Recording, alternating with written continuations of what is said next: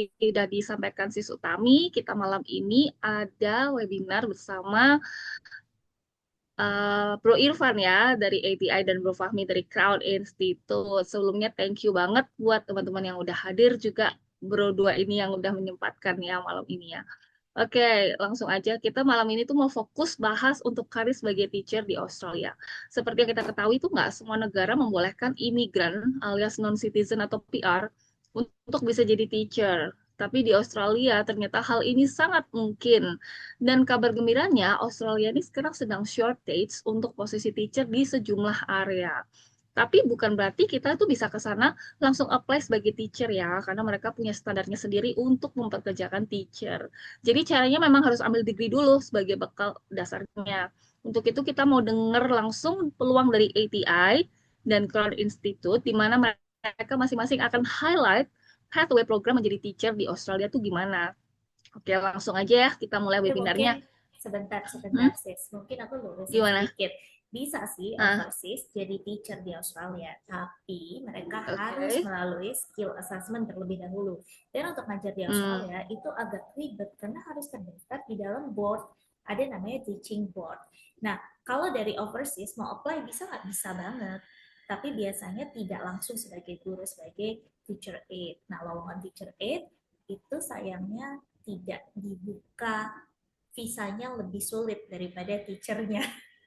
Jadi kurang lebihnya begitu ya. Jadi insight-nya ya jalan paling mudah ya Iya, tetap study. Oke, silakan. iya, oke, betul banget gitu. Oke, nanti seperti biasa, kalau ada pertanyaan saat presentasi sedang berlangsung, teman-teman boleh tulis dulu di kolom chat ya, nanti dibacain. Dan buat yang mau nanya-nanya langsung bisa raise hand nanti setelah presentasi selesai. Oke, siapa dulu nih? Pak Irfan dulu kah? Now let's listen to Bro Irfan's presentation ya. Silakan, Pak Irfan. Thank you, Bu Martini, Mbak Tami, Mas Fami. Semuanya selamat malam. Thank you udah nyempetin waktu. Em, di Pontianak seharian banyak hujan dari pagi sampai sekarang masih gerimis-gerimis. Jadi kebetulan yang Mbak Tami bilang, saya sama Mas Fahmi lagi di Pontianak, lagi keliling-keliling. Dan kita pun satu hotel ternyata, Mas Fahmi di lantai 9, saya di lantai 12 gitu ya. Em, Malam ini kita ngomongin tentang guru ya. Jadi gimana caranya jadi guru di Australia, eh, dan bisa bekerja sebagai guru juga di Australia. Saya coba share dulu.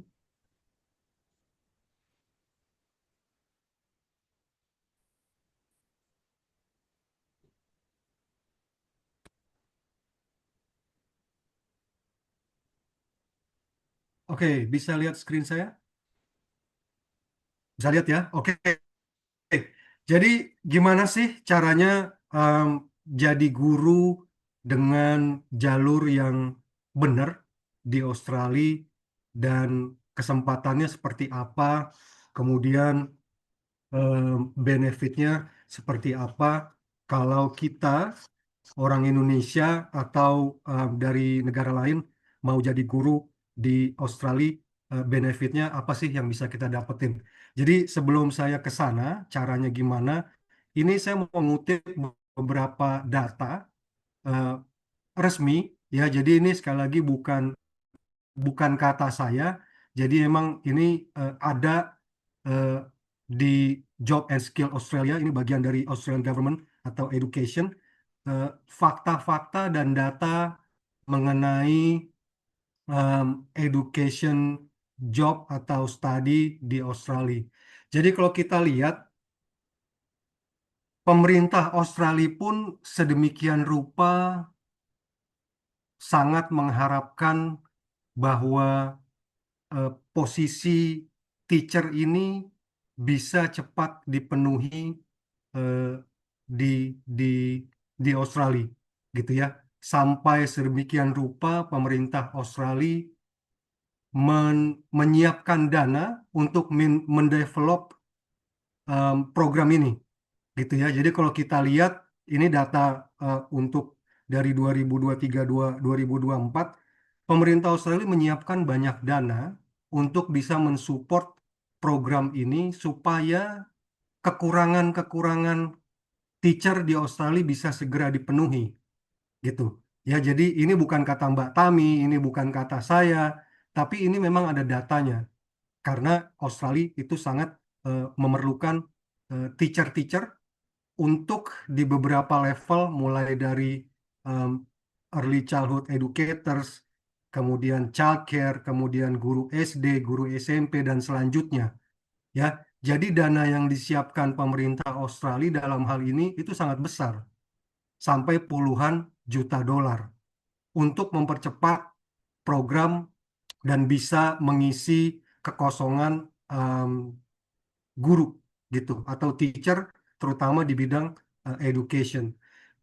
Kemudian kalau saya juga mengutip beberapa data uh, ini tahun 2024, jadi according to Jobs and Skill Australia 2024, early childhood teaching ini menjadi proyek jangka menengah dan jangka panjang pemerintah Australia karena memang mereka memprediksi di eh, 2030 terutama ini akan kekurangan puluhan ribu educators di Australia.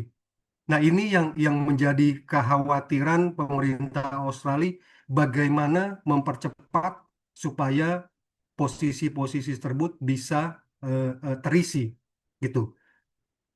Pemerintah Australia memberikan banyak benefit buat em, foreigners. Kalau kita ke Australia jadinya foreigners, gitu ya. Jadi pemerintah Australia menyiapkan selain dana, kemudian mengasih, memberikan benefit dan privilege buat foreigners kita ini kalau mau bisa bekerja mengajar di Australia. Jadi ini sudah menjadi isu nasional di Australia bahwa em, educators ini sangat-sangat kekurangan ya terutama untuk di regional area dan outer metropolitan area. Regional area itu mungkin singkatnya state atau negara bagian eh, yang bisa dibilang sedikit rural area. Jadi contohnya kayak Perth, kayak Adelaide, kayak Darwin, kemudian beberapa em, negara bagian di Queensland juga itu sangat memerlukan educators mulai dari level childcare, kemudian untuk guru SD, SMP, dan SMA gitu ya. Jadi sekali lagi benefit atau privilege yang diberikan pemerintah Australia di dalam hal ini mereka akan bisa educators ini siapa yang apa namanya mempunyai skill sebagai educators atau teacher di Australia, mereka itu diberikan privilege untuk bisa pathway menjadi permanent resident di Australia gitu ya. Jadi sekali lagi ini bukan kata saya, ini ada datanya ya. Nah, kerjanya apa aja sih gitu kalau kalau kita foreigners ya sebagai baik itu dari Indonesia, dari Singapura, dari Philippines, dari mana-mana kuliah teacher ya. Jadi kalau fakultasnya namanya education dan turunannya itu banyak. Turunannya itu banyak. Jadi um, majornya atau fakultasnya adalah education. Ke bawahnya itu sub-subnya itu banyak. Jadi ada childcare, kemudian ada buat guru SD, kemudian center manager di daycare dan lain-lain. Ini kerjaannya kurang lebih turunan-turunan dari education faculty.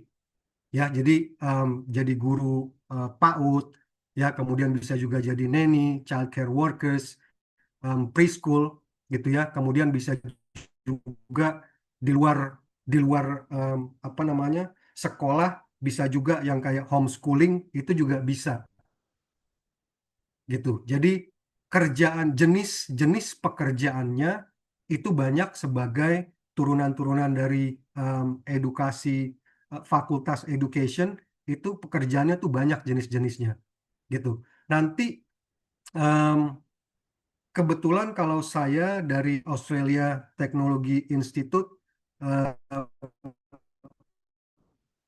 ini lebih ke early childhood, akan bicaranya mungkin sedikit berbeda, tapi tetap under education, bener ya Mas Fahmi ya. Cuman kalau di saya itu lebih ke levelnya sebagai guru di childcare atau di PAUD ya, dan maksimum bekerjanya itu di primary school atau guru-guru TK gitu ya. Nah, kalau kita bicara kompetensi yang dibutuhin tuh apa aja sih untuk bisa bekerja sebagai teacher di Australia? Ini relatively saya bicara tentang teacher di kindergarten atau di PAUD ya, dan untuk di childcare. Jadi skillnya sedikit mungkin berbeda sama guru SD, SMP dan SMA, tapi karena sekolah saya adalah untuk nyiapin international student menjadi untuk bekerja di childcare dan paling tinggi itu di kindergarten atau di TK. Jadi ini skill-skill yang dibutuhin buat kita atau foreigners atau international student untuk bisa bekerja sebagai teacher di Australia. Ya, salah satu contohnya mungkin saya mau highlight mengenai child development knowledge.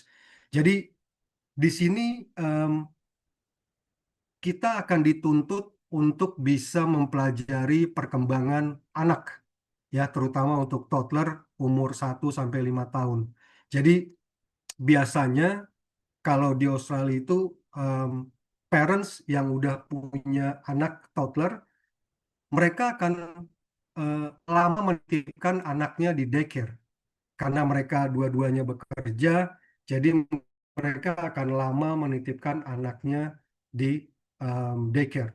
Dan kita sebagai pekerja atau teacher di daycare itu dituntut untuk bisa eh, memperhatikan perkembangan anak tersebut. Ya, mulai mereka dari merangkak, kemudian mulai mereka bisa bicara, kemudian kreativitasnya seperti apa. Itu salah satu skill yang diharapkan bisa dipenuhi oleh seorang teacher di daycare atau di kindergarten atau di PAUD. Ya, kemudian mengenai problem solving. Ini hal yang sebenarnya dibilang susah, iya, dibilang gampang juga iya. Dibilang susah karena ini anak orang yang harus kita perhatikan. Dibilang gampang, ya anak kecil, toddler 1 sampai 5 tahun, apa sih susahnya kalau kita mau nyelesain, misalnya dia nangis atau ganti popok, itu kan hal yang biasa mungkin buat orang Indonesia gitu. Cuman problem solving ini eh, apa namanya, salah satu skill yang langka di sana gitu ya. Jadi ini skill-skill yang dituntut atau dibutuhkan buat seorang teacher kindergarten atau PAUD atau daycare untuk bisa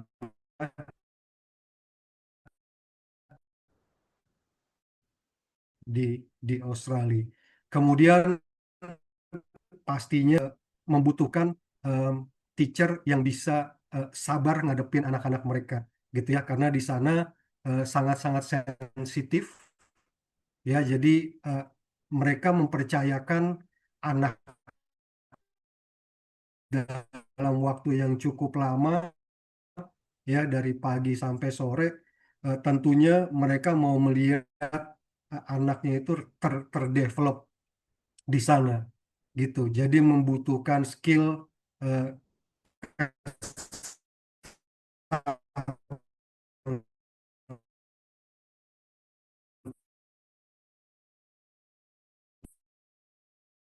untuk anak mereka. Kali ini yang dibutuhkan, skill yang dibutuhkan buat mereka yang mau jadi teacher di Australia. Kemudian ini setelah kita punya skill, ya, setelah kita punya skill, kemudian bekerja sebagai teacher, again, saya bicara tentang daycare, bukan bukan teacher SD, SMP dan SMA. Eh, untuk early childhood ini saya highlight beberapa pekerjaan yang teman-teman juga bisa cek di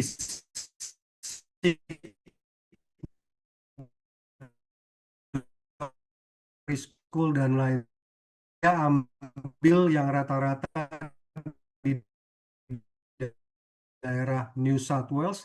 Jadi kalau kita lihat ada yang mulai dari 90.000, kemudian hourly rate-nya ada yang mulai dari 29 sampai $38 per jam, ya. Ini semua bisa teman-teman cek di sick.com. Intinya adalah sebegitu um, dihargainya seorang teacher yang notabene teachernya pun hanya sekelas preschool dan daycare. Jadi sebegitu dihargainya kita-kita yang punya skill teacher, bahkan levelnya hanya untuk teacher preschool atau kindergarten atau PAUD, gitu ya. Nanti Mas Fahmi mungkin bisa highlight juga untuk guru-guru dari eh, level SD, SMP, dan SMA. Tapi ini yang kita akan earn atau dapetin kalau kita punya skill tersebut. Mbak Tami tadi sempat mention, bisa nggak sih kalau misalnya udah punya pengalaman kerja di Indonesia sebagai guru TK untuk melamar kerja jadi guru TK lagi di Australia? Mungkin, ya, tapi panjang. Assessmentnya panjang. Nggak mudah, tapi ada kesempatan. Bisa dicoba dengan chances ya 50-50. Dengan harapan ya 50%, 50%. Karena assessmentnya akan panjang jalannya.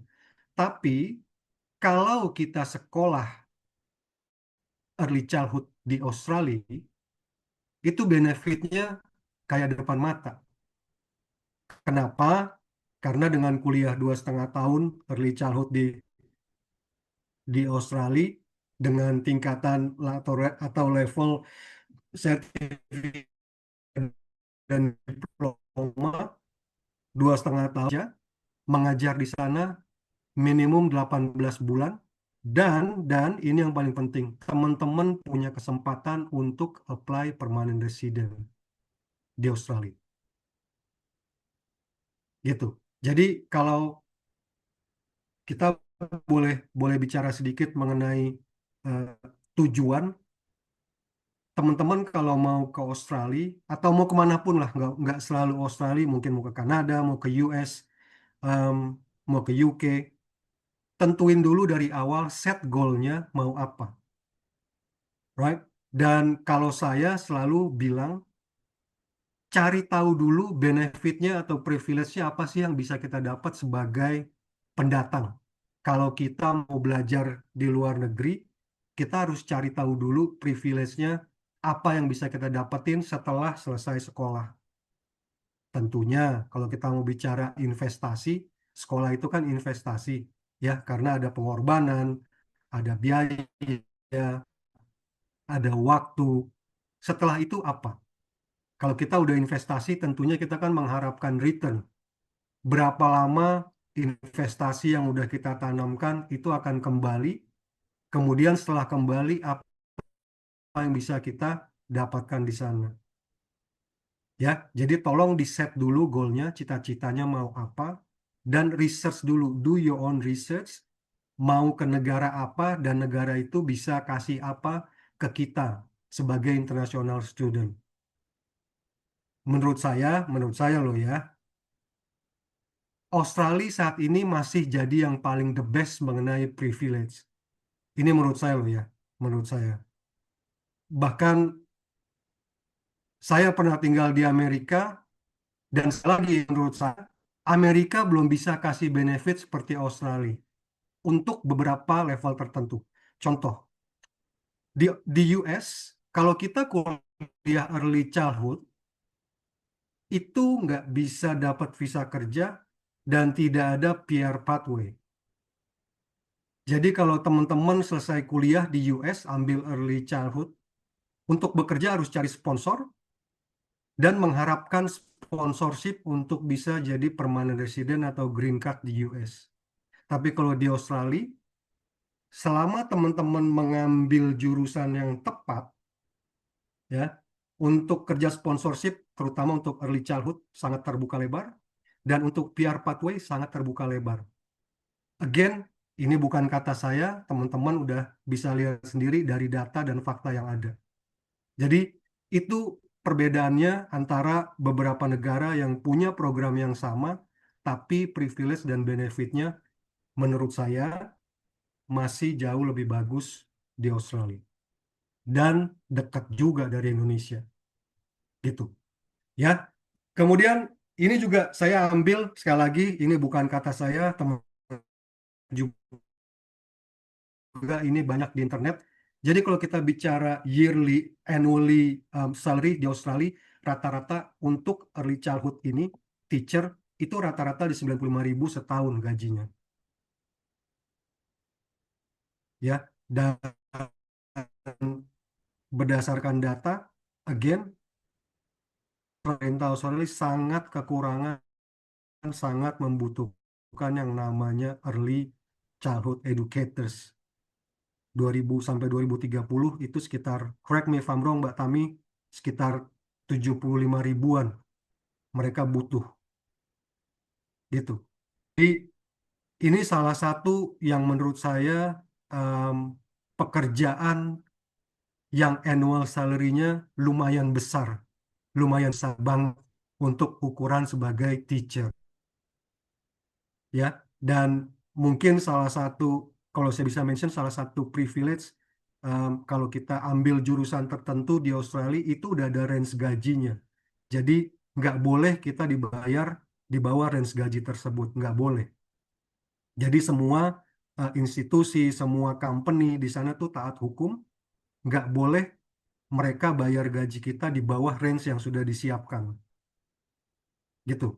Jadi kalau kita mau bicara investasi tadi, dengan 2,5 tahun kuliah, ya, dengan teman-teman bayar sekian untuk biaya sekolahnya, kemudian mendapatkan udah ada range annual salary-nya rata-rata di 90 ribuan, kira-kira pertanyaan saya simple, balik modal atau enggak?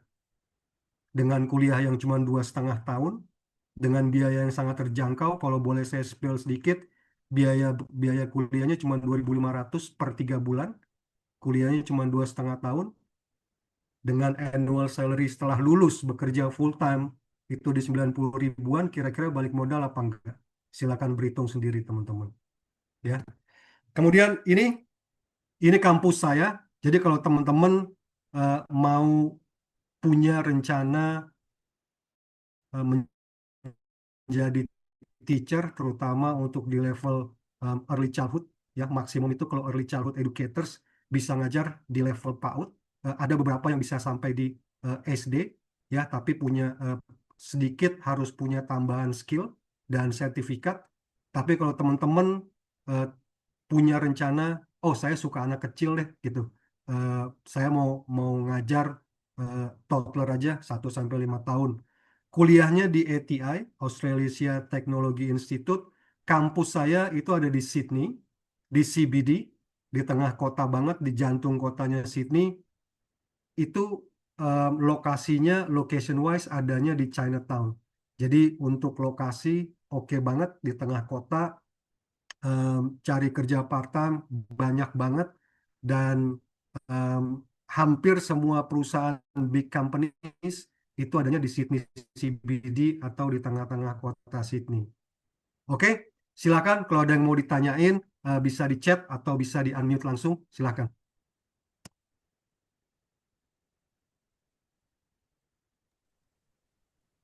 Oke, ada lagi Pak? Kita kasih kesempatan Pak Fahmi dulu kali ya untuk Boleh. ngobrol, Oke. nanti baru Baru pertanyaannya questions di ya. akhir. Iya. Oke, Ya, biasa. Oke, thanks a lot. Pak Irfan, langsung ke Bro Fahmi ya. Kita dengerin dari Bro Fahmi. Ya, selamat sore semuanya atau selamat malam. Terima kasih dari terima kasih dari dari Mas Fahmi ya, saya Fahmi. Perkenalkan, saya perwakilan dari Crown Institute of Higher Education Australia. Suara saya terdengarkah, Kak Utami dan Jelas? Kak Martini? Jelas ya. Jelas. Ya, Saya izin share screen ya. Mau ditunggu.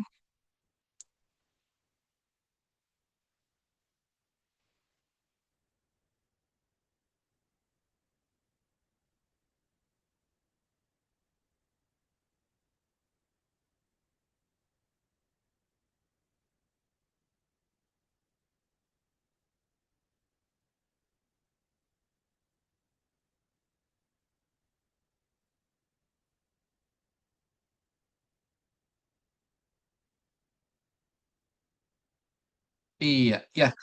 Terima kasih. Eh, Tadi sudah kita dengarkan informasi dari Mas Ivan ya, dari AA Irfan gitu.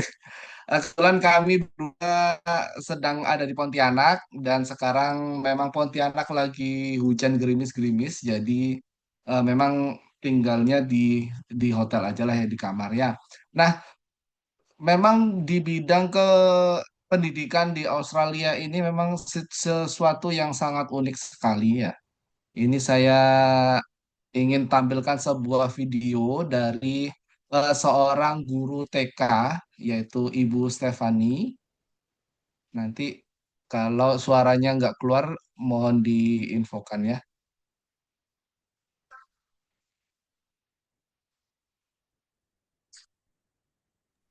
Nggak ada Suaranya suaranya. masuk kah?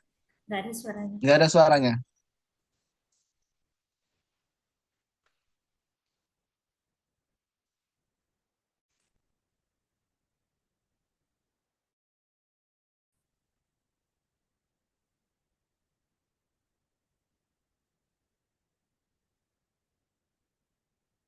is a, is a huge one, like in any career. But being on time, showing compassion, having a connection with not only the child but the parents and the environment, the community, a strong community feel, and working towards how we can grow that feeling with the families and having a great connection with not only your other workmates but also with the families.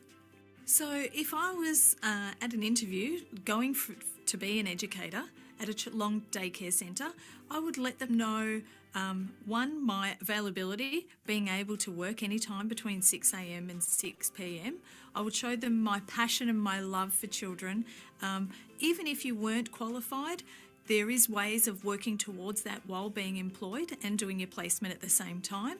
So there are a lot of benefits in becoming qualified whilst working, and just showing them that you are interested in children, that you are willing to roll with the punches, whatever happens that day, because anything can happen working with children, and that you're prepared to take that on.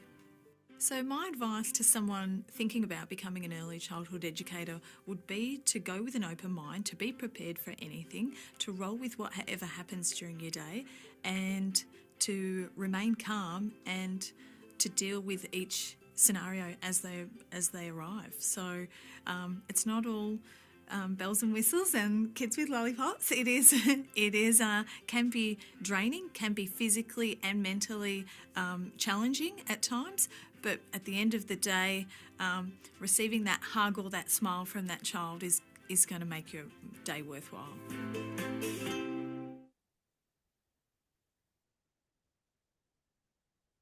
Ya,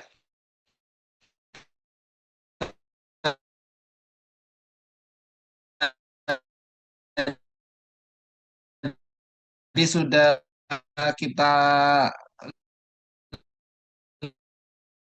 ya teman-teman semua dari ibu SD, SMP atau SMA itu butuh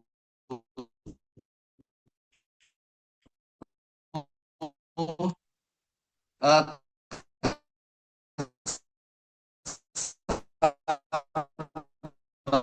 peran tersendiri gitu ya. Nah, di Crown Institute sendiri memang kita saya masih berfokus di early childhood education, hampir sama dengan AA Irfan. AA Irfan tadi fokusnya memang masih di early childhood education dan di CIHE sendiri ini hampir-hampir sama. Cuman kalau di CIHE ini memang kami memfasilitasi apabila teman-teman lulusan dari kemungkinan dari Australasian dari kampusnya A Irfan ingin lanjut studi ke jenjang yang lebih tinggi, baik itu di jenjang S1 ataupun S2. Nah, itu bisa difasilitasi di CIHE atau di Crown Institute of Higher Education ini. Nah, keuntungan bagi teman-teman apabila mengambil studi Early Childhood Education di Crown Institute. Nah, di Crown Institute untuk saat ini sudah terakreditasi oleh lembaga Australian Children's Education and Care Quality Authority. Nah, ini semacam sertifikat PPG gitu ya. Kalau teman-teman di sini ada yang jadi guru, nah ini langsung mendapatkan sertifikat pendidikan profesi guru. Jadi teman-teman nggak usah ikut ujian penyetaraan gitu ya. Nah, kuliah di CIHE nanti langsung dapat sertifikat PPG-nya Australia. Begitu ya. Nah, kenapa sih ambil education di Australia? Kenapa nggak bisa langsung dari Indonesia? Sebetulnya bisa, teman-teman. Sebetulnya bisa nanti kalau teman-teman sudah punya pengalaman mengajar di Indonesia. Nanti itu akan ada assessment point ya, dan mungkin nanti dari Kak Martini ataupun Kak Utami yang akan menjelaskan lebih lanjut untuk assessment pointnya seperti apa. Nah, kalau di Indonesia ini biasanya kurangnya adalah di di ini di bahasa Inggris. Nah, bahasa Inggris kalau di assessment point IELTS yang kurang dari yang kurang dari 7 itu biasanya tidak dihitung. Nanti mungkin akan ada perhitungan poinnya tersendiri. Nah, kelebihannya kalau teman-teman kuliah dulu di Australia dan mengajar dulu ya setelah lulus kuliah di Australia ini boleh full time, boleh kerja sampai dengan 18 bulan apabila lulusan dari diploma. Apabila lulusan dari bachelor atau sarjana dan master itu bisa sampai 2 tahun. Nah, di rentan waktu ini nanti setelah itu teman-teman boleh apply ke permanent resident visa. Nah, di situ kalau lulusan Australia dan tinggal di Australia lebih dari sekian tahun, untuk poinnya ini memang akan lebih tinggi daripada teman-teman langsung apply assessment eh, dari Indonesia. Gitu ya, teman-teman ya. Memang kita sarankan untuk ambil jalur kuliah di Australia. Bila memang teman-teman pengen jadi guru di Australia, ini kesempatan yang sangat baik sekali. Begitu. Untuk di Crown Institute sendiri, kami fasilitasi dari Bachelor of Education, dari S1 sampai dengan masternya. Nah, untuk Master of Teaching atau di S2-nya, sarjana apa ya kalau Master of Teaching itu ya, Master Pendidikan ya, Master Guru gitu ya. Nanti jenjang karirnya pun ini akan lebih bagus daripada guru biasa. Biasanya kita tempatkan menjadi kepala sekolah ataupun pengawas pengajar. Begitu. Nah, dari tim Cihenya sendiri saat ini, dari tahun 2025, ini kebutuhan di bidang childcare, kebutuhan tenaga di bidang childcare ini masih sangat tinggi sekali dan masih masuk di skill occupation list-nya Australia. Jadi teman-teman jangan berkecil hati apabila saya ingin kerja di Australia Kak, tapi tidak tahu jalurnya. Bisa kita bantu di sini dari diskusi dengan tim kami. Nah, ini pathway-nya misalkan teman-teman semua ingin belajar dari sertifikat dan diploma dulu, bisa masuk nanti belajar di college-nya A. Irfan dulu, nanti lanjut ke Cihe. Demikian itu saja sih yang saya bisa tambahkan mungkin dari Kak Utaminya, silakan. Thank you, Bro Fahmi. Ya, jadi tadi kan Oke. kita udah lihat nih dari Pak Fahmi seperti apa, dari Bro Fahmi. Tadi Pak Irfan tuh belum sempat kasih lihat sebenarnya sekolahnya apa sih. Baru ada tulisan FEI, tapi belum tahu tuitionnya berapa. Tadi kan Bro Fahmi ada kasih lihat ya. Jadi Bro Fahmi ini sekolahnya di Cihe, itu teman-teman menariknya itu ada graduate diploma dan juga ada master. Nah, kalau kalian mau langsung ngajar, nah master itu punya capability untuk langsung ngajar. Kalau mulai dari diploma, kalian outputnya itu nanti jadi teacher aid dulu. Bukan nggak boleh langsung ngajar sih, tapi dia ada educator, jadi ada Sorry, jenjang-jenjangnya. suara kamu kayaknya ini deh, malah rusak pakai itu. Kayak ada noise Kayak gini sama lebih keras. pecah-pecah. Kalau Ya, lebih keras. Oke. Jadi kalau misalnya tadi aku bilang, kalau misalnya dari diploma, biasanya nanti outputnya dia jadi educator, jadi teacher aid, terus dia jadi asisten dulu belajar. Nah, kalau misalnya kalian mau langsung ngajar, kalian boleh ke master. Ada syarat IELTS ya. Kalau misalnya, udah deh daripada gue ngomong terus ya, basa-basi busyut lama-lama, Pak Irfan silahkan sekolahnya. Oh, tadi tuition fee-nya yang belum ya? Oke, jadi kalau untuk di saya share lagi deh ya. Saya share lagi. Jadi kalau untuk di saya, untuk bisa sekolah atau kuliah early childhood untuk level kindergarten dan em, apa namanya guru PAUD itu kuliahnya 2,5 tahun lamanya, total biayanya dari 30.000 2,5 tahun jadi 25.000, dan per termnya kalau dibagi lagi di breakdown dari 25.000 itu jadi 25 juta atau 2.500 per 3 bulan. 2.500 per 3 bulan. Jadi dengan biaya yang sangat-sangat affordable, teman-teman udah bisa berhitung dari awal akan investasi berapa selama kuliah 2,5 tahun, kemudian privilege-nya akan seperti apa, ya. Kalau kita bicara jangka menengah dan jangka panjang, teman-teman sudah bisa berhitung di depan. Setelah kuliah 2,5 tahun, bisa bekerja mendapatkan post study work visa 18 bulan dengan gaji ya minimum, teman-teman eh, dengan kuliah 2,5 tahun itu teman-teman sudah punya jam terbang atau internship magang atas standar, karena yang dibutuhkan untuk menjadi educators di level PAUD mendapatkan internship atau magang di tempat saya itu 360 jam, dan itu juga nanti yang akan menjadi salah satu faktor teman-teman bisa berhitung gaji teman-teman setelah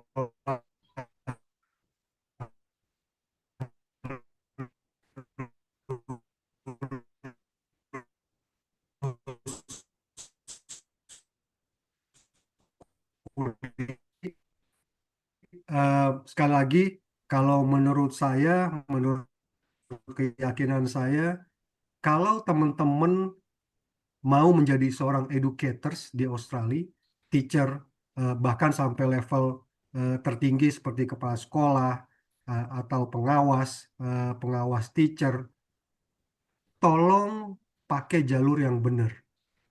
karena Australia itu, pemerintah Australia sangat menghargai yang namanya edukasi orang-orang dari Australia yang bisa membantu pemerintah Australia untuk mengisi kekosongan dan bisa membantu memenuhi kekosongan-kekosongan tersebut, tapi dengan cara yang benar, gitu. Jadi kalau menurut saya em, masih sangat-sangat bisa dipenuhi untuk bisa jadi teacher, baik itu sampai level tertinggi di Australia, tapi please pakai cara yang benar, gitu ya. Gitu Mbak Tami. Oke, terima kasih. Kembali ke Martini. Oke, thank you Bro Fahmi dan Bro Irfan. Oke, tadi cukup banyak yang tanya ya, tapi sebagian untuk menyingkat sudah dibalas ya dengan DM. Nah, sekarang tadi siapa yang mau langsung raise hand? Mungkin Sis Putri ya, boleh unmute.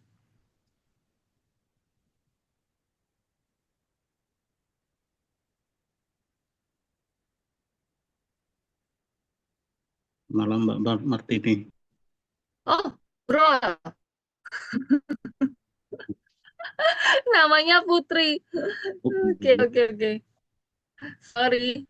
Oke, silahkan. Mau tanya sama siapa? Mau tanya sama Mbak Martini saja. Tuh, oke. Tanya apa nih? Mau tanya masalah batas usia gitu. Karena Mm-mm. saat ini saya guru SD, tapi latar belakang pendidikan saya itu S2 manajemen pendidikan. Oke. Jadi yang saya mau tanyakan masalah usia. Karena kalau ada kesempatan di usia saya, maka saya mau ajukan pensiun dini, begitu. Usia tadi Bapak usia berapa? 60 ya? Kalau untuk pensiun di Indonesia usia 60, tapi usia saya belum 60, baru 56. Kalau usia segitu sih misalnya mau paling ikut skill assessment kali ya. Mereka akan menentukan kira-kira bisa dapat apa enggak atau penyetaraannya kan gitu. Nah, nanti kalau misalnya udah dapat itu udah keluar gitu, nah Bapak bisa apply kerjaan langsung gitu dari portal job. Caranya bagaimana? Di portal job online itu sih. Kalau skill assessment-nya itu di websitenya ya. Mungkin nanti bisa. Tadi sudah sempat ada bales. Nanti by ini aja. Sudah. Di Ya, email sudah ada nomor kontak. Nah, sudah ada nomor kontak. Besok saya kontak ya. Di IMI Home Affairs itu ada deretan skill occupation list. Nah, nanti Bapak lihat kolom paling kanan, kalau Bapak lihatnya lewat komputer, itu adalah deretan badan yang meng-assess, yang punya otoritas untuk meng-assess skill assessment. Setiap profesi itu badan authority-nya itu beda-beda, Pak. Ada guru beda, nurse beda ya. Jadi ikut ketentuan itu. Skill assessment sebaiknya didampingi oleh MARA karena ada banyak yang dokumen-dokumen yang masih dipersiapkan seperti slip gaji, tax slip, ya itu penting banget, employment letter, terus job desk Bapak apa aja, itu semua harus dibuktikan, termasuk juga video evidence dan juga foto-foto evidence. Jadi penting banget untuk membuktikan apa yang jadi klaim Bapak. Misalnya Bapak bilang, saya ini guru SD. Oke, pemerintah Australia pengen tahu seberapa benar Anda menyatakan diri Anda, gitu. Itu yang mereka pengen tahu. Nah, ketika itu keluar, itu bukan work permit, ya. Itu bukan work permit, tidak lantas skill assessment keluar terus Bapak bisa punya izin kerja. Enggak, itu hanya untuk menyetarakan kemampuan aja. Masalah usia, mungkin saya sedikit tambahin di sini, adalah saya percaya Bapak punya pengalaman yang panjang karena sudah 57 tahun ya.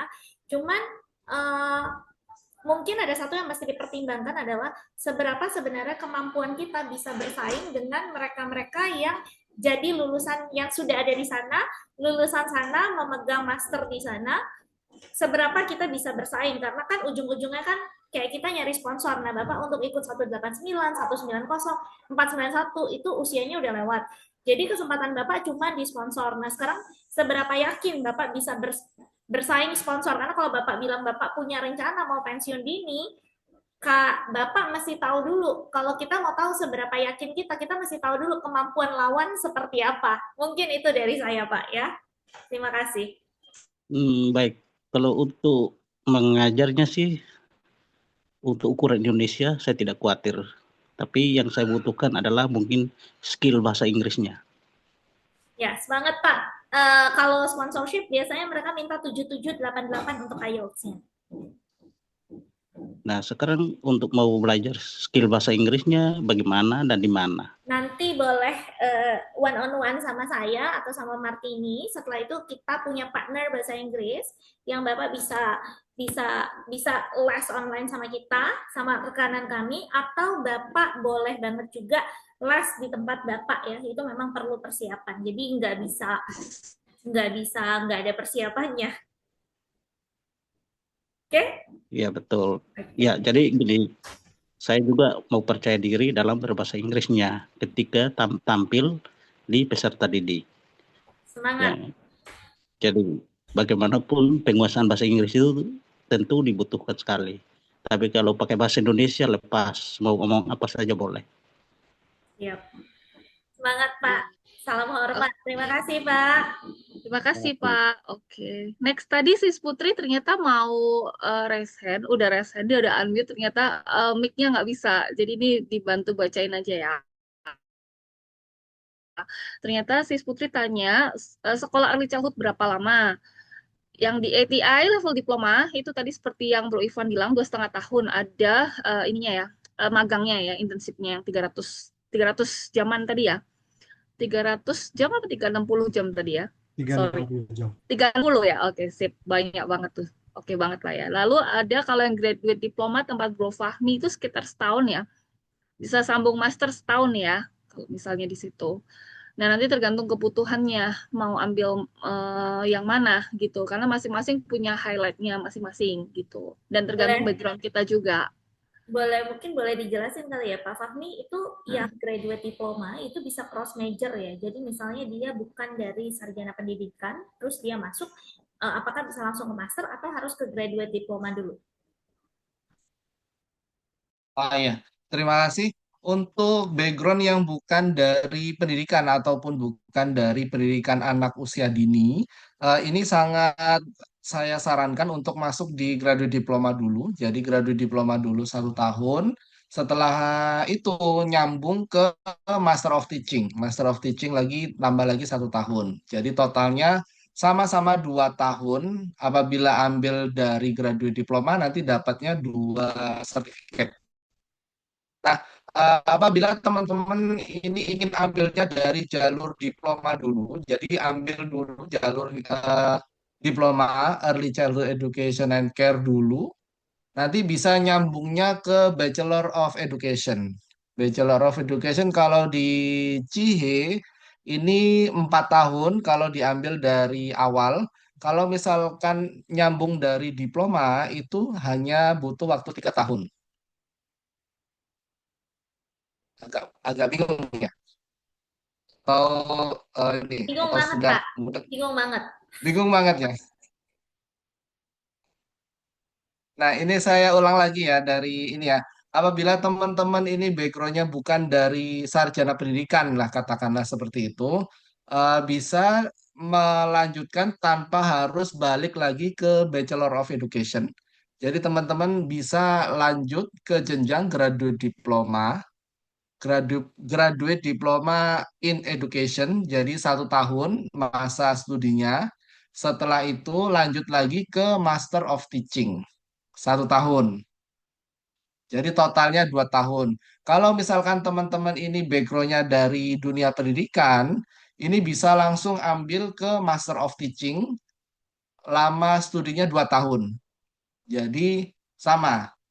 Jadi kayak yang satu yang bukan dari background pendidikan ini 1 tahun plus 1 tahun.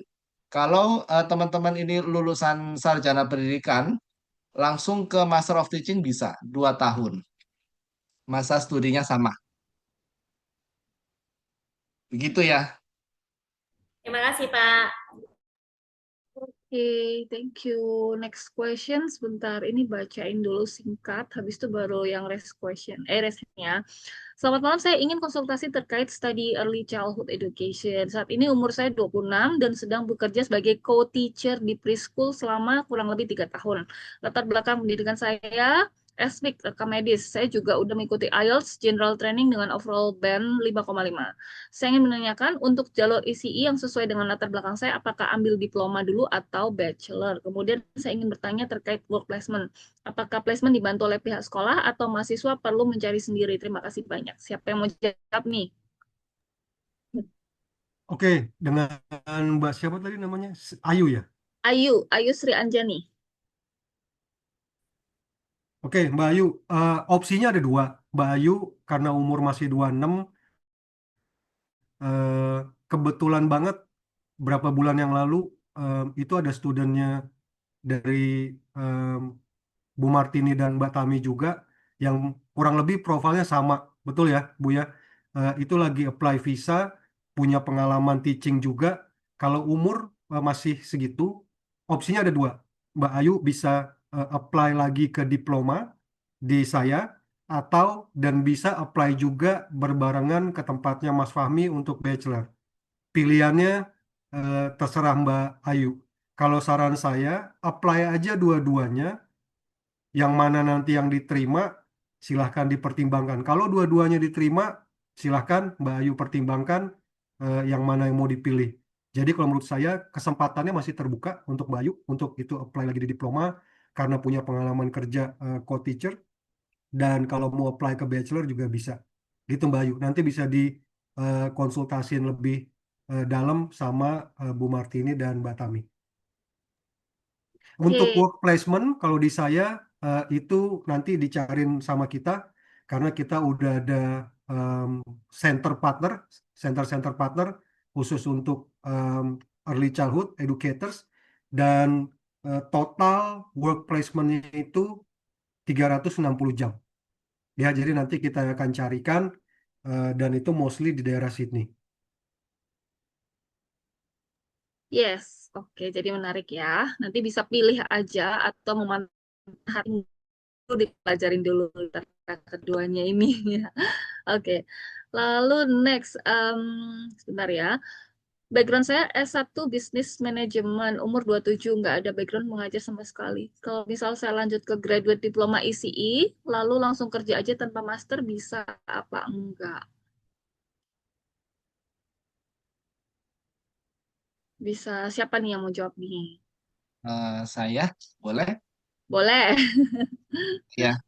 Ya, untuk S1 manajemen ya. S1 manajemen berarti sarjana ekonomi, betulkah? Nah, untuk sarjana ekonomi dan mbaknya ini belum ada pengalaman kerja. Jadi, apabila ingin ambil graduate diploma saja tanpa lanjut ke master, memang agak susah ya, karena dari Australia sendiri itu mensyaratkan masa studinya minimal 2 tahun untuk ambil postgraduate working visa. Apakah seperti itu, Mbak Vini? Jadi masa studinya itu minimal adalah 2 tahun, baru siswanya ini bisa lanjut kerja setelah lulus di Australia. Kalau masa studinya ini hanya 1 tahun, itu boleh-boleh saja ambil graduate diploma, tapi nanti setelah lulus memang harus pulang ke Indonesia ya, wajib pulang, tidak bisa ambil postgraduate visa. Nah, itu Mbak. Jadi memang saya sarankan di-combine 2 tahun. Jadinya graduate diploma dulu plus masternya sekalian. Gitu. Oke, sekalian ini ada yang tanya ke Pak Fahmi nih.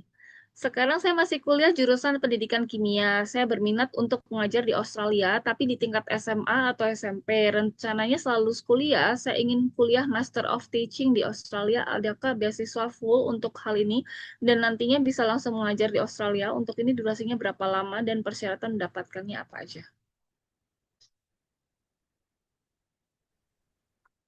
Ya, terima kasih untuk dari sarjana kimia apabila ingin lanjut ke Australia itu sebetulnya masih sangat bisa karena satu linear ya dari sarjana pendidikan melanjutkan ke Master of Teaching. Cuman untuk Master of Teachingnya nanti ambil yang secondary berarti ya, secondary atau yang high school, kan yang early childhood education.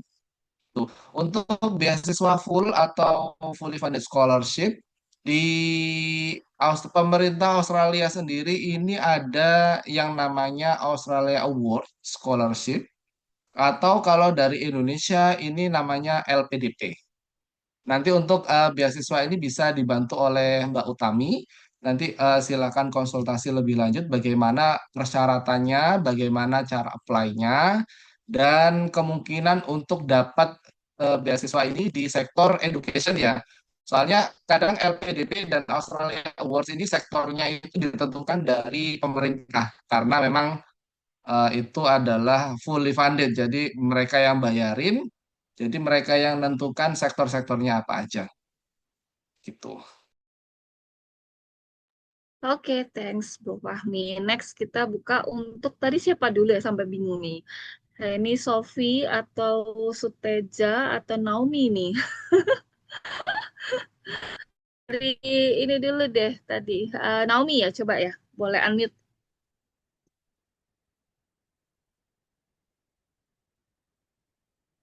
Halo Sis Naomi. Jadi mau unmute untuk tanya langsung kah? Oh, atau kita ke Henny dulu. Oke, selamat malam Kak Martini dan semuanya. Malam. Ya, saya tuh mau nanyanya sebenarnya agak borongan ya, tapi satu-satu dulu deh ya. Satu ini deh, pertama kan saya dapatnya dari Facebook ya. Itu di situ ada link kan. Nah, saya coba buka link itu. Di situ ada bahasa, dia diperlukannya ada 3, yaitu save, lalu apa, dan yang saya paling ingat yaitu bahasa teacher aid. Bu, Nah, itu New Zealand, Bu, maaf. iya, New Zealand ya. Itu sama aja kan ya, artinya opportunity Beda. untuk teacher ya, lain juga itu, lain. Beda, tapi ya udah nggak apa-apa, Ibu tanya aja. Lanjutin aja Aku dulu. nanya itu, nah maksudku tuh, terus di atasnya itu ada kayak biayanya ya, cost and ini 1.355 nih gitu kan. Nah itu yang mau tanya, itu costnya cost apa ya? Kayak semacam fee atau apa lah gitu. Aku nggak terlalu ngerti ya. Cuman itu kelihatannya memang ada kesempatan kita juga untuk apply sih kelihatannya itu. Terus ada processing time-nya 8 minggu gitu kan. Nah, itu kedua, background aku tuh aku nggak muda lagi ya, hampir sama usiaku 55 tahun. Tapi aku sarjana pendidikan bahasa Inggris, aku sampai sekarang masih ngajar di sekolah, ngajar SMP, SMA. Pengalaman aku 17 tahun, mulai dari ngajar TK, SD, SMP, SMA nih sekarang. Nah, jadi sekarang saya pengennya coba beruntung nih, kalau di Australia gimana gitu, dengan kondisi saya seperti ini itu harusnya gimana yang harus saya ambil gitu, langkah yang harus diambil. Maunya sih kalau lihat dari Pak Ivan ya sama Pak siapa yang dari Crown itu memang bagus ya, tapi kelihatannya uangnya cukup besar ya. Terus lagi kalau untuk visa student itu pakai visa student kan ya. Nah, kalau ada visa student gitu kan berarti angka yang ada di rekening juga harus cukup untuk memadai, jadi 2 kali lipatnya lah istilahnya. Kalau misalnya biayanya 200 misalnya ya 25 juta itu untuk biaya ininya kan, untuk biaya tuition fee kuliah. Nah, di rekening kan juga harus ada gitu. Jadi harus banyak amount gitu yang dipersiapkan gitu. Nah, pertimbangannya soal biaya lah ya yang kedua itu. Selain apa namanya Kalau misalnya soal biaya seperti itu, kalau scholarship kan nggak tahu deh apakah bisa yang seperti kayak gini tuh dibiayai oleh pemerintah Australia juga. Kita bisa ngajuin gitu scholarship gitu loh Kak. Itu pertanyaan saya deh, kira-kira gitu deh. Nanti terlalu banyak. Ya makasih Kak. Saya bantu jawab ya Bu ya. Oke, di Ya New ya. Zealand itu ada namanya Indonesia Special Work Visa. Itu terbatas untuk staff 100 orang staff, 20 orang teacher aide ya, dan ada 20 orang halal starter. Nah, eh, tidak ada batasan usia untuk mengajukan ini, tidak ada juga syarat IELTS. Yang paling penting dari ini adalah ibu punya employernya, artinya orang yang mau terima ibu gitu dengan segala keadaan ibu. New Zealand tidak pakai skill assessment, dia menggunakan NZQA, penyetaraan ijazah. Ijazah ibu cukup disetarakan di dalam NZQA, ibu bisa coba di NZQA-nya sendiri, ada websitenya, atau ibu bisa coba di west.org, itu biaya murah cuma sekitar 57 US dollar kalau nggak salah ya. Untuk di west.org ya, untuk di NZQA-nya sendiri saya kurang hafal ya, tapi kurang lebihnya begitu. Terus yang kedua, pertanyaan ibu masalah tadi apa ya, biaya studi ya. Kalau saya tidak menyarankan ibu untuk studi lagi. Kalau ibu mau coba jalurnya ke Australia, ibu skill assessment. Ibu boleh konsultasi one on one dengan saya boleh, tapi saya bukan marah. Saya cuma bisa nunjukin apa yang jadi jalannya secara legal.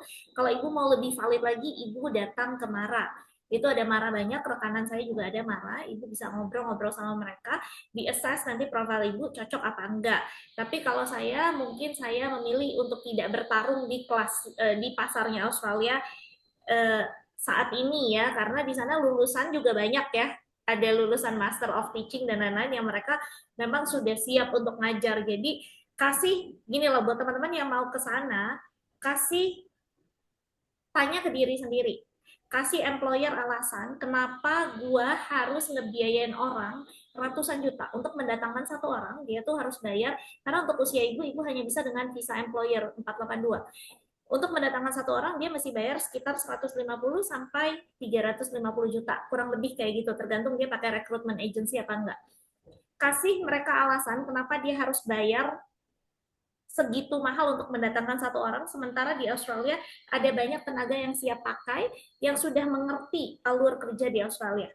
Ya, gitu ya. Jadi kalau misalnya memang merasa kualifikasi gue masuk nih kayaknya, ya udah nggak apa-apa, go ahead. Ya, kita pasti support, kita pasti senang. Dan nomor 3 ada nggak beasiswa? Kalau beasiswa kan ketat, lumayan ketat ya Bu ya. AAS itu dan LPDP, saya pikir ibu tarungnya jangan di situ. Kalau ibu mau bertarung, ibu tarungnya di RTP. Ada namanya Research Training Program. Setiap uni yang bagus-bagus, yang gede-gede, itu punya RTP. Tapi research-nya ibu harus benar-benar bermanfaat untuk orang banyak. Nah, itu bisa nggak usah pulang ke Indonesia. Karena kalau ibu ke AAS, ke LPDP, itu pasti harus balik ke Indonesia. Segitu dari saya, nanti untuk lanjutannya boleh konsultasi one-on-one ya. Oke, lanjut. Oke. Kak, sorry nanya. Kalau Mara itu apa ya? Migration agent, Bu. Bertulisan Oh, ya.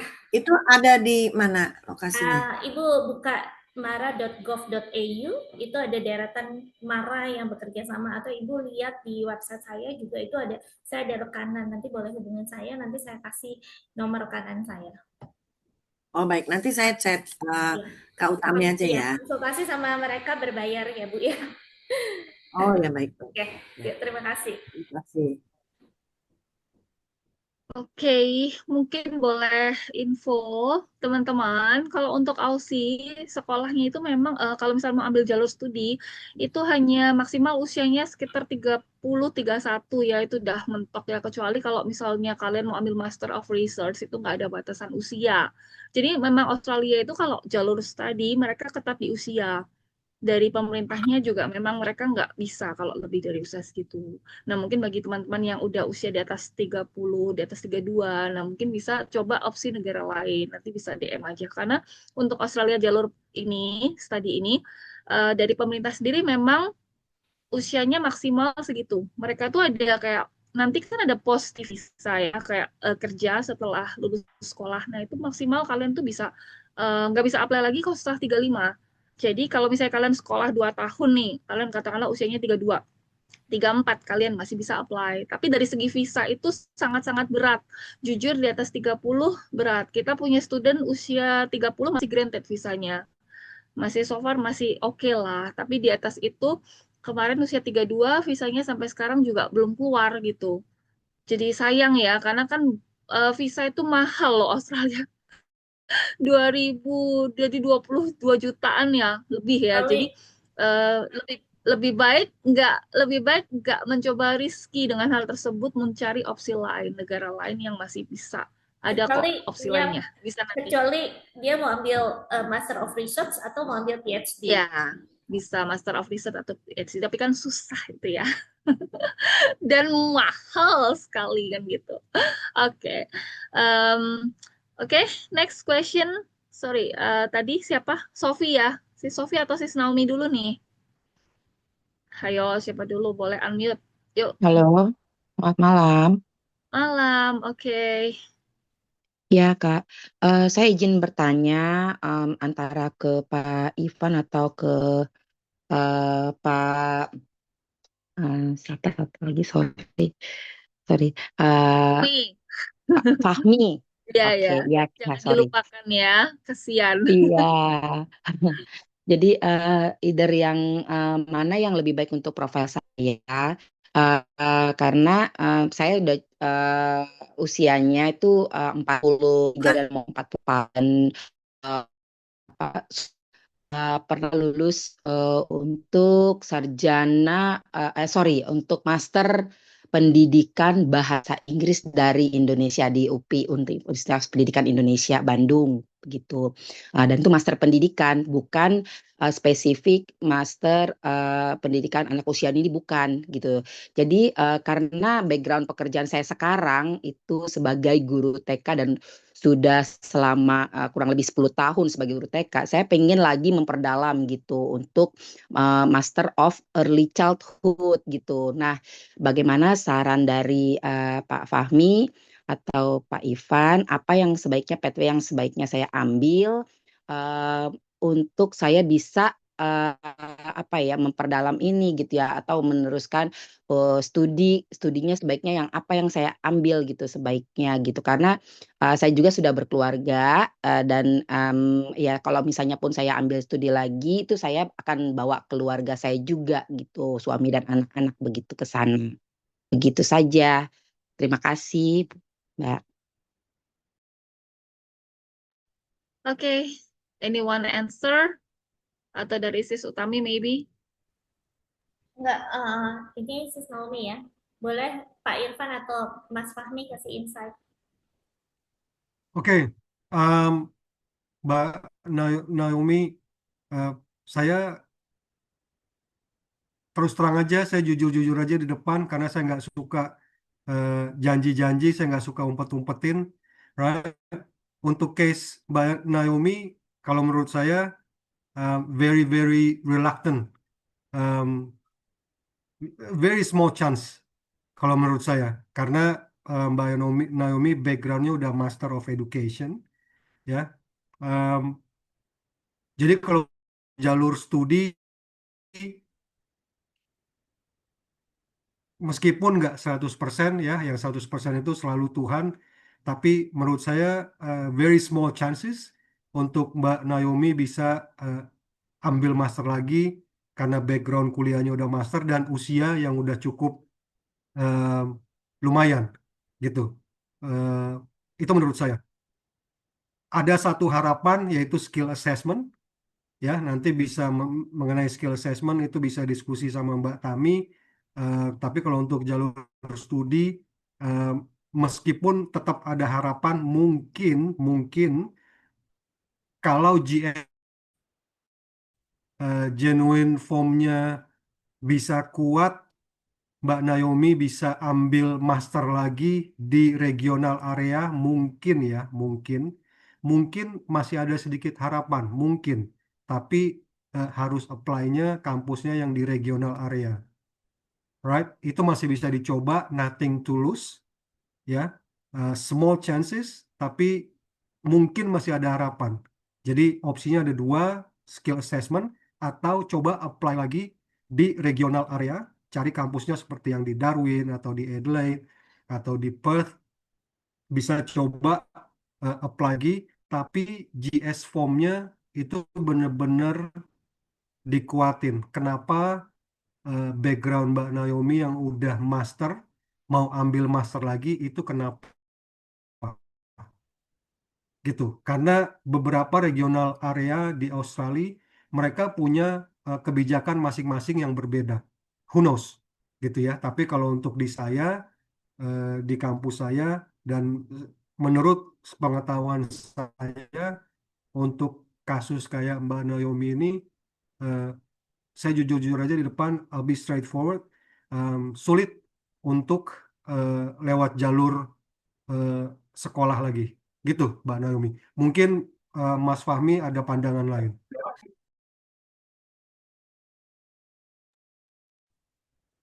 Oke, Ya. Terima kasih. Boleh saya ikut jawab? boleh banget. Ya, dengan Kak Naomi atau Teh ya, saya panggilnya Teteh aja ya, Teteh Naomi karena dari Bandung bukan Kak Naomi ya. Bukan sih Mas, aslinya Oh, bukan. dari, Oh, iya, asli. aslinya Iya, dari Mbak Sumatera. dari dari Sumatera. Baik. Iya, Kak Naomi, nah ini kan posisinya sudah master ya sebetulnya ya, memang sudah sangat kuat sekali posisinya ini di master. Dan masternya pun ini MPD ya, Master Pendidikan. Nah, apabila ambil master itu sebetulnya harusnya tidak yang sama.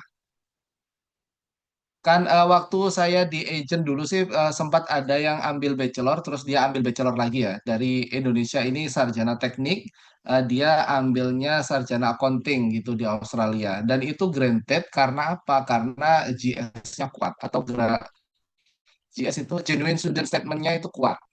Nah, dengan eh, kondisi yang Mbak Naomi yang Kak Naomi saat ini dari MPD ke Master of Teaching, ini menurut saya ini baru baru menurut saya sendiri ya, menurut saya dan kasus yang beberapa dari student-student saya itu mohon maaf ini sudah tidak bisa di crown di crownnya sendiri ini tidak sudah tidak bisa.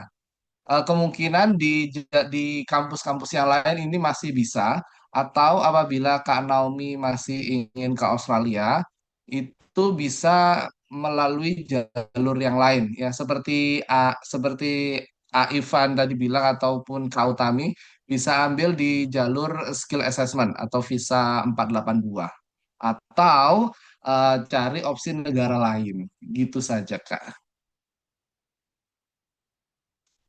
baik, terima kasih Pak. Oke, sekali lagi teman-teman, untuk di Aussie itu isunya adalah soal usia ya. Jadi memang Australia government-nya itu ketat banget soal usia gitu. Nah, oke, ada question nih langsung ke Bro Fahmi ya. Boleh diinfokan lagi nggak ya total biaya graduate diploma and plus master? Thank you. Iya. Ya, untuk biaya graduate diploma dan master ya, saya izin share screen lagi ya.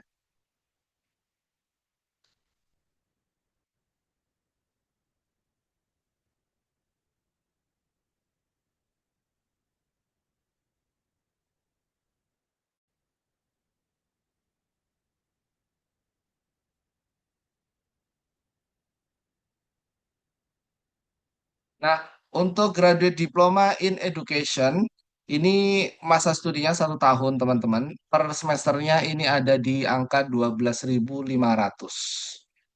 12.500 per semester. Ini memang agak mahal ya.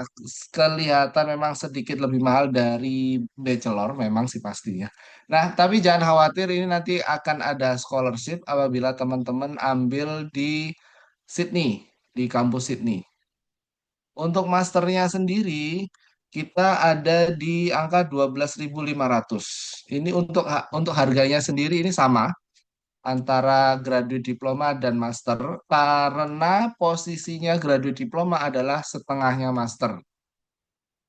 Jadi kalau misalkan teman-teman ini ambilnya Master of Teaching langsung dan selama 1 tahun kuliah kemudian mutung gitu ya bahasa Jawanya itu dia berhenti sekolah atau mutung gitu ya pulang pulang ke Indonesia ini teman-teman tidak pulang dengan tangan kosong teman-teman tetap dapat ijazah yang namanya Graduate Diploma in Education.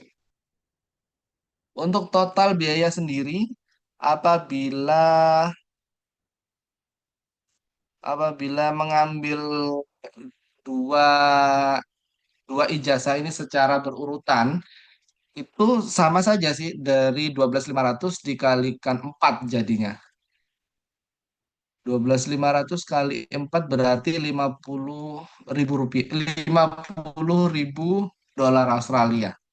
Ini biaya kuliahnya saja ya.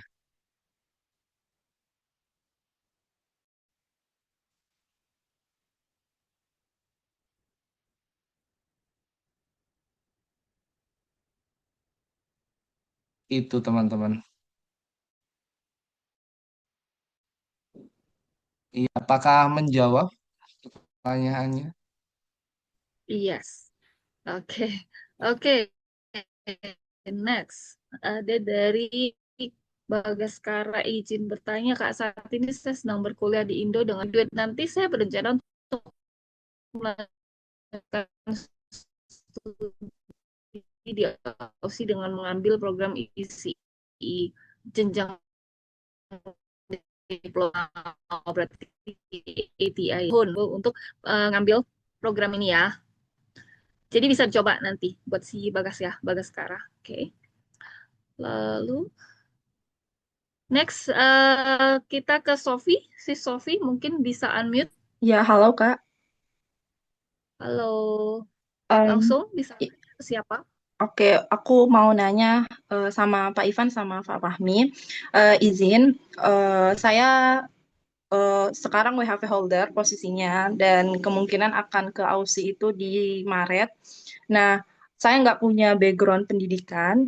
Nah, apakah memungkinkan untuk saya selama WHV itu mengambil sertifikat 3 terlebih dahulu, kemudian cari pengalaman selama WHV di bidang education early childhood ini, dan setelah itu saya lanjut ke graduate diploma atau ke master of teaching. Itu yang pertama. Terus yang kedua, mengenai skill assessment, apakah bisa saya ambil selama periode WHV saya yang kurang lebih 3 tahun ini? Dan untuk memperkuat GS saya kan berarti saya butuh pengalaman mengajar di sana. Apakah ada rekomendasi apakah saya di city atau di regional tertentu yang punya peluang lebih untuk saya sebagai WHV holder visa? Terima kasih.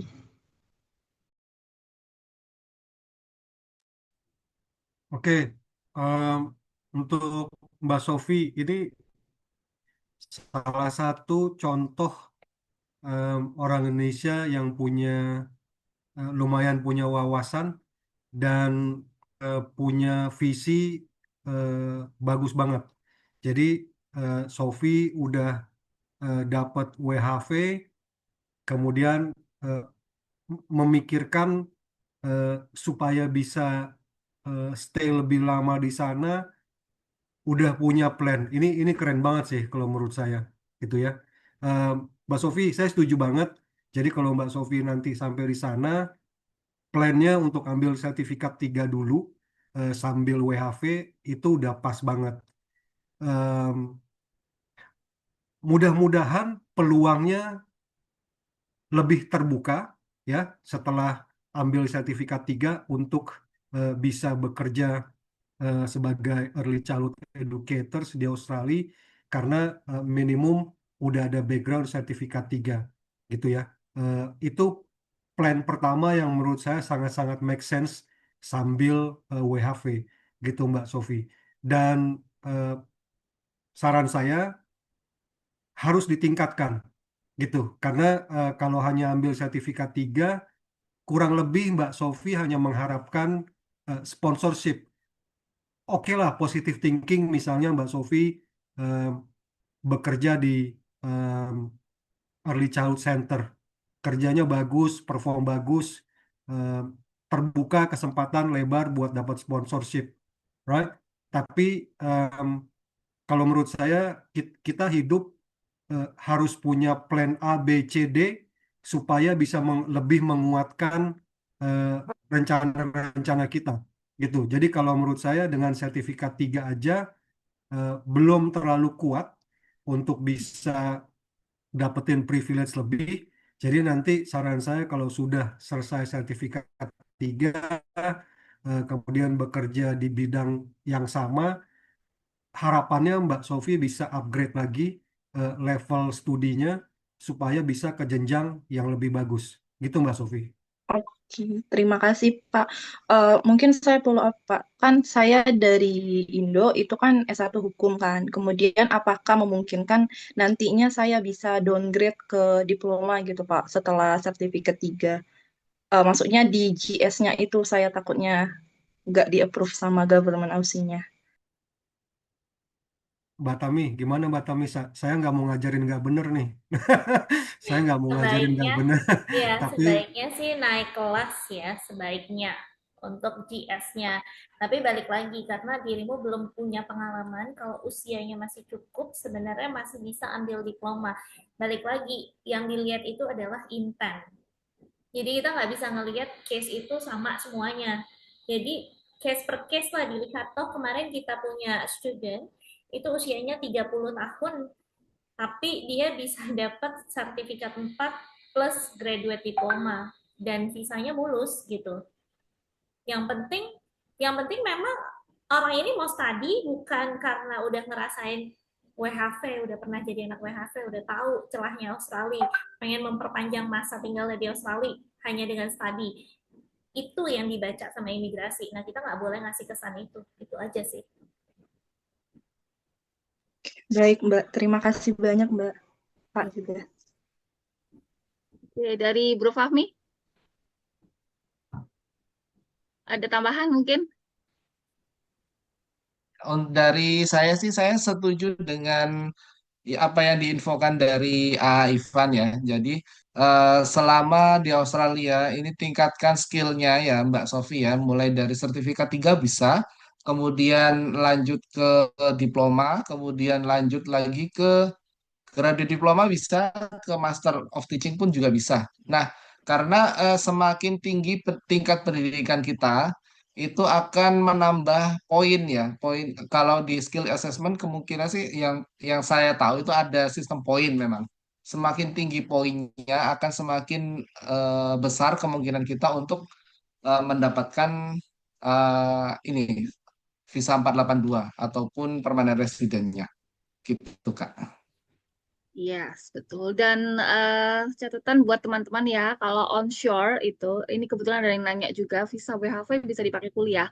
Jadi yang betul adalah kalian WHV habis itu kalau kalian masih mau lanjut di Aussie, dari segi usia segala macam masih oke, kalian lanjut studi bisa banget. Karena onshore itu kalau dari WHV ke studi, proses visanya jauh lebih mudah. Kayak kemarin kita punya klien, kita punya student, itu kita golin visanya cuma dalam 5 hari aja. Langsung jalur hijau. Jadi kalau yang bagi WHV atau punya teman-teman yang dari WHV itu bisa banget kita bantuin. Itu jalur hijau banget kalau dari WHV langsung lanjut kuliah gitu. Oke, next ke Suteja ya. Boleh unmute? Ya, terima kasih. Terima kasih. Ini pertanyaan saya untuk siapa saja ya yang bisa menjawab. Ini profil saya dulu pengalaman di bidang food and beverage service di Royal Caribbean ya selama 15 tahun. Kemudian saya lulus dari sastra Inggris di Bali. Nah, kebetulan nih saya sudah resign nih, udah pensiun di rumah nih. Usia 54 tahun ya masih produktif lah gitu. Itu kira-kira kalau skill assessment-nya kemana bisa diarahkan yang terbaik lah gitu kalau di Australia. Terima kasih. Kami ini Aku jawab ya.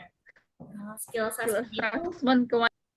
ya, skill assessment itu hanya ada di dalam IMI.com affairs ya Pak ya. Jadi semua ketentuan mengenai skill assessment sesuai dengan occupation yang Bapak miliki itu ada di dalam IMI.com affairs. Bapak bisa buka, nanti baca-baca websitenya. Di situ juga ada kontaknya. Jadi Bapak selalu teman-teman selalu bisa tuh kontak us. Nah, tanya deh apa yang mau ditanya di sana. Mereka pasti jawab kok. Mereka sangat informatif ya. Seandainya Bapak membutuhkan bantuan untuk mendokumentasikan segala sesuatu, saya sarankan ditemani oleh Mara. Tapi dilihat dari usia 54 tahun, balik lagi.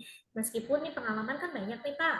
Nah, itu semua pengalaman harus dibuktikan dengan payslip, tax slip, photo evidence, video evidence, dan ijazah sertifikasi apapun ya. Karena Australia itu ketat banget untuk persamaan skillnya. Jadi kalau dari segi usia udah nggak mungkin masuk studi, iya, saya tanya lagi sama Bapak, yakin nih mau ngambil skill assessment? Kalau Bapak yakin kemampuan Bapak mumpuni dan memang bisa tembus pasar kerja Australia, nggak apa-apa, ambil aja. Kalau enggak, karena kalau misalnya ternyata setelah ngambil banyak skill assessment yang sudah bayar, tapi akhirnya berhenti di tengah jalan. Bukan karena mereka tidak capable di dalam skillnya, tapi mereka tidak mampu membuktikan dokumen-dokumennya. Jadi jangan sampai begitu. Nanti kan sayang duitnya. Itu juga bayar, Pak. Kalau menggunakan migration agent sekitar 35 juta sampai 55 juta tergantung migration agentnya jasanya berapa. Karena skill assessment kisarannya ada di 10 juta sampai 25 juta. Kurang lebihnya kayak gitu. Itu dokumen-dokumen yang ditanyakan sama pihak government itu yang dokumen yang mana saja, Mbak? Tadi Pak yang saya bilang tax slip, pay slip, ya, semua pembuktian kerja, ya, employment letter dan lain-lain. Oke. Ya. Baik. Nanti kalau Bapak mau lebih lanjut, lebih dalam, boleh ambil sesi one-on-one sama saya. Ya teman-teman. Oke. Iya, one-on-one saya berbayar ya teman-temannya 500.000 per kali konsul. Nanti setelah konsul boleh sama saya atau Martin. Nanti setelah konsul masih bisa tanya-tanya by WhatsApp, ya. Oke, terima kasih. Oke. Ya, terima kasih. Ya. Iya, pertanyaan tadi juga sekaligus menjawab untuk Sis Deswita ya. Kalau misalnya cuma skill assessment-nya cuma isinya sertifikat, kita nggak suggest karena di sana nanti pembuktiannya justru juga butuh untuk pengalaman kerja, lalu bahkan ada payslip, tax segala macam. Jadi kalau misalnya nggak ada pengalaman kerja ya sayang gitu. Karena gini ya teman-teman, untuk kerja di Australia seperti yang Sis Utami tadi bilang, bukan tidak mungkin, tapi kita itu coba kita sebagai employer nih, employer di Aussie, kita bertanya sama diri kita, selayak apa si employer itu sampai belain mau ngurusin dokumen kita dan berbayar mahal. Mereka tuh bisa keluar uang sampai ratusan juta hanya untuk meng-hire kita. Sedangkan yang di onshore di Aussie aja banyak tenaga kerja yang lagi cari kerjaan. Dan mereka mungkin lebih capable, mereka sudah ada legal statusnya di sana, sehingga mereka nggak perlu, si employer ini nggak perlu susah payah untuk mengambil kita yang tidak, maksudnya mereka nggak tahu gitu loh kejelasannya, kayak dari segi mungkin assessment-nya mereka nggak langsung ketemuin, belum pernah ketemu langsung, belum lihat langsung, dan lain sebagainya. Jadi kita bisa bertanya sama diri kita sendiri dulu, kira-kira selayak apa sih employer sampai harus pertaruhkan banyak hal untuk meng-hire kita yang jauh gitu. Ibarat kata kalian tuh, misalnya kalian punya company, lalu ada 2 orang yang apply nih. Satu jauh-jauh dari, let's say, dari Timur Tengah mungkin, atau dari Eropa mungkin, atau mana lah ya. Nah, lalu satunya lagi sudah ada di Indonesia. Nah, sedangkan kalian kalau mau hire orang tenaga kerja yang jauh itu, kalian harus bayar sekian dan mahal dan juga urusannya panjang prosesnya. Nah, kurang lebih kayak gitu. Oke. Oke. Next, mau mastiin lagi. Jadi kalau daftar student visa nggak perlu bank statement. Nah, untuk pencerahan kalian juga, Aussie itu sekarang tuh Indonesia tuh masih di level 1 ya. Jadi memang nggak wajib lampirin rekening koran. Cuma kita biasanya suruh student at least jaga-jaga. Kalau misalnya ibarat kata kayak dapat random check lalu diminta, nah kalian ada siap gitu. Jadi better memang ada, walaupun tidak wajib dilampirkan gitu. Kalau selama ini memang kita apply-in student, so far belum pernah diminta. Karena kan kita selalu bagusin SOP, selalu penuhin semua dokumennya dengan lengkap segala macam seperti itu. Kalau bikin visanya di kita ya. Nah, so far seperti itu. Tapi untuk jaga-jaga memang sebenarnya wajib punya gitu aja sih. Jadi nggak diminta bukan berarti nggak punya. Aku selalu Iya. bilang kayak gitu. Karena kalau misalnya nanti mendadak diminta, kalian boleh banget cuma lampirin bank reference. Jadi nggak Ya, bank reference aja. iya, nggak usah pakai bank statement. Ya. Bedanya bank reference sama bank statement, mungkin teman-teman ada yang bingung ya, kalau bank statement itu rekening koran jadi kayak 3 bulan terakhir, 4 bulan terakhir, di mana semua transaksi itu kelihatan jelas gitu. Kalau misalnya ada duit masuk, itu kelihatan, duit keluar kelihatan, buat apa aja kelihatan.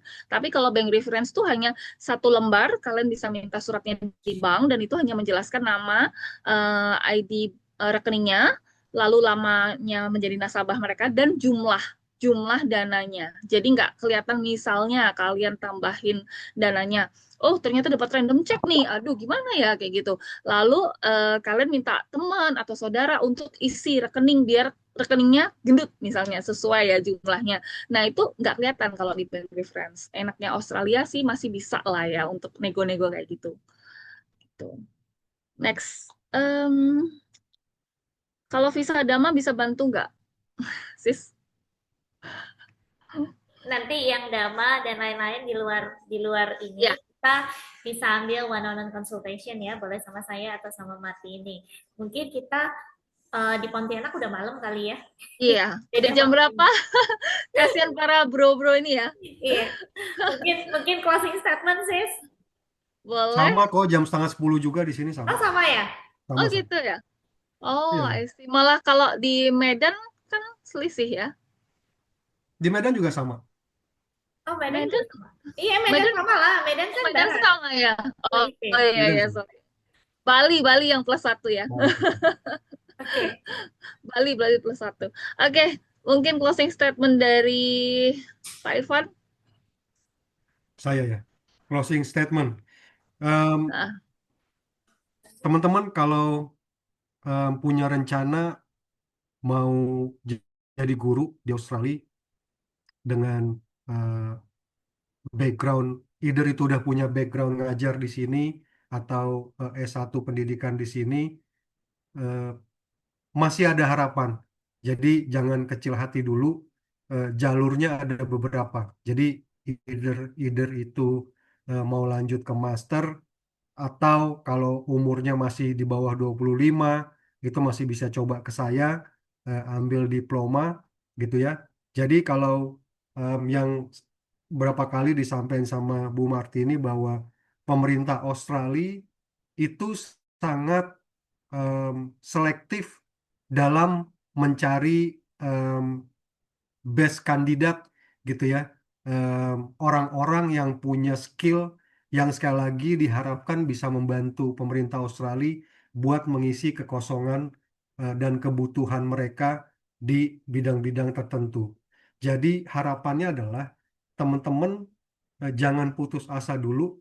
Kalau teman-teman punya background apa, kemudian again secara umur relatively masih bisa masuk sebagai salah satu persyaratan, silahkan diskusiin ke Bu Martini dan Mbak Tami.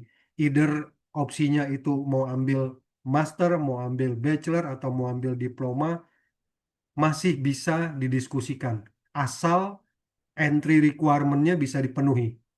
Gitu. Ya. Kemudian mungkin buat teman-teman di sini nggak semuanya punya background teaching atau teacher atau pendidikan.